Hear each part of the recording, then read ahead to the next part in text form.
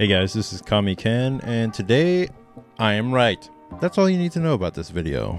So, all jokes aside, I actually read this book, Dr. Mashirito's Ultimate Manga Techniques. This book came out in May 25th this year on Amazon, and I made this video about KiShoTenKetsu, the storytelling technique that they use in Japan. I made that video 6 months ago. I think it was around January or so. And that video has already helped a lot of people figure out how to tell stories better. But also, it confirms a lot of what Mr. Kazuhiko Torishima, what he confirms in this book, is actually already in my video. A lot of what when he explains KiShoTenKetsu in this book, it's actually explained in my video on the same subject, and it's explained better in my video. So this is actually the famous editor for the creator Akira Toriyama for Dragon Ball, and he cites 3 works that he had a hand in creating in this book. The 3 works were Dragon Ball Z, or Dragon Ball, Video Girl I, and The Adventures of Dai. It's Dragon Quest. And when he talks about KiShoTenKetsu in this book, I was blown away, because that's exactly what I was going over in the video that I made on the same subject. And so I'll show you the pages where he discusses the subject, because in all other books or in all other medium of the subject, so when I was looking through manga in theory and practice and looking through the same subject, the creator Hirohiko Araki, he writes about the subject, but he doesn't really demonstrate exactly how it's used. If he showed some visual examples in the book, it would have actually helped me come to this realization a lot sooner. And the way he describes it is that KiShoTenKetsu has to be used in the chapter as it's being created. So the KiShoTenKetsu he talks about is KiShoTenKetsu over the span of the entire chapter, but he doesn't talk about it as going in between panels or going in between pages. He doesn't break it down to where it's KiShoTenKetsu on every page. The way Torishima describes KiShoTenKetsu, it's actually in between 2-page spreads, where every 2 pages KiShoTenKetsu is being used. And so he talks about how it plays out between 2 pages. And because Torishima talks about how KiShoTenKetsu plays out between 2 pages, it actually makes it easier for the reader to understand how KiShoTenKetsu actually plays beat by beat rather than just over the course of a whole story. In my video, I actually go really in depth into explaining what should happen in each beat and why it should happen. In this book, it actually touches on the same element, but it doesn't quite get to the roots of KiShoTenKetsu to the point where a beginner would understand it, or even somebody advanced would understand it. So go check out my video. That's the point of this video. Go check out my video on KiShoTenKetsu, and I'll go deeper into explaining what Torishima says in his book. So if we look here, Torishima says, a good device to shape the flow of your story is a method called KiShoTenKetsu, or 4-act plot structure. It starts with Ki, the beginning, where something happens, then moves to Sho, development, where the initial events unfolds further, followed by Ten, the twist, introducing a change, and finally Ketsu, the conclusion, bringing the story to its end. By following these steps, you have yourself a basic story building structure.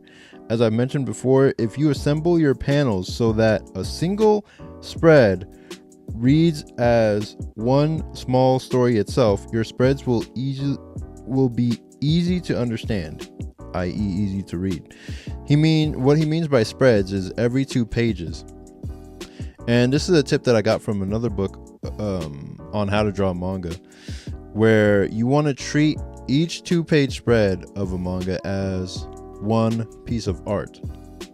And so it's not just art, it's storytelling. So this first panel right here is going to be where Ki actually occurs, and then Ketsu ends on the second panel. It doesn't always line up perfectly that way, but this is how he taught Akira Toriyama to actually write the story so that it would always come out correctly, or it would always be easy to read for the reader. Now, there's one piece of information that if it wasn't in the book, I would have thrown the whole book away. I would have been like, this guy's not trying to teach people anything.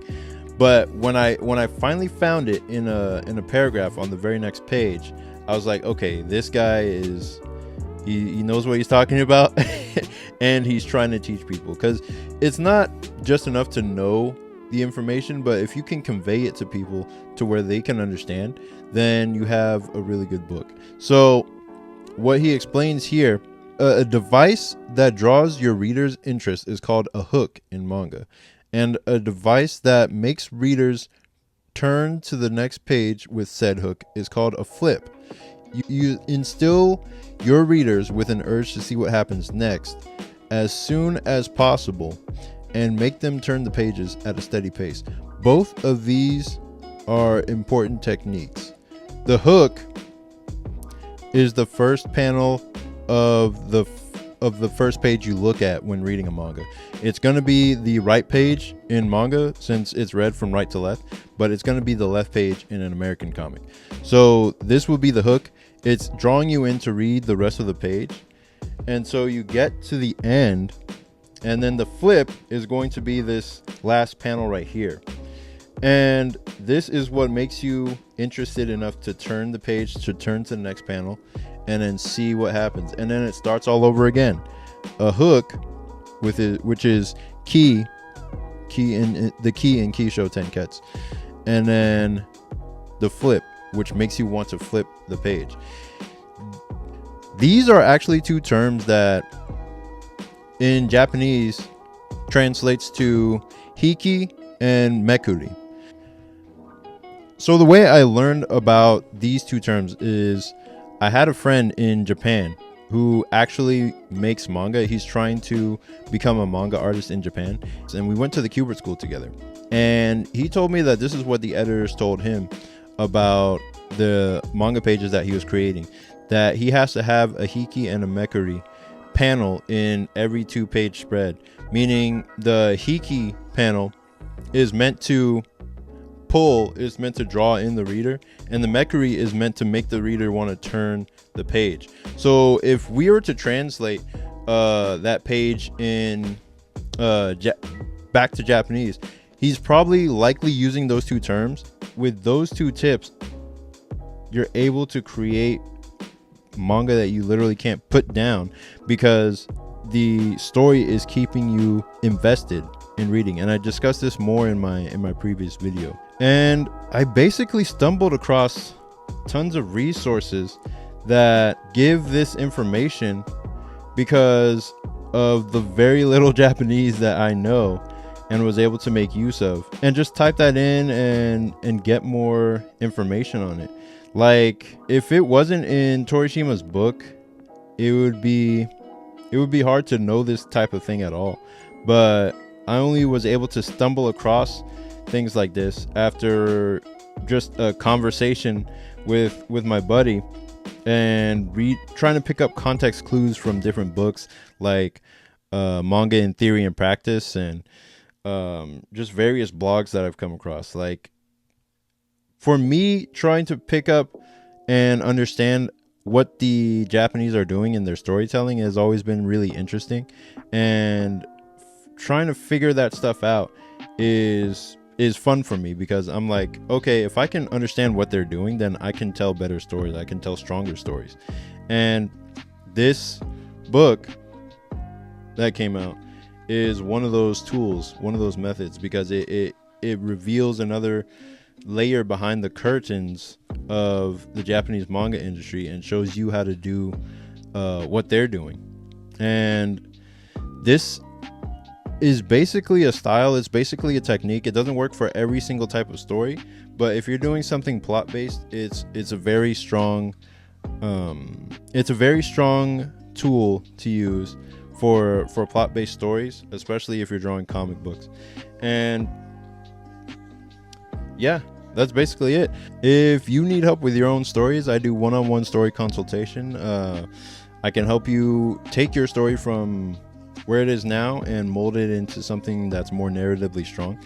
And if you want to see examples of my own storytelling, how I approached it in the past, you can check out my first attempt at making a comic called Air Rider High School Hero. The first 2 chapters are available on my email list.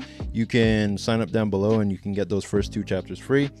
And I'm currently working on the third, but right now I'm working on a story called Saintly, which will be basically the ultimate culmination of everything that I've learned about storytelling over the years.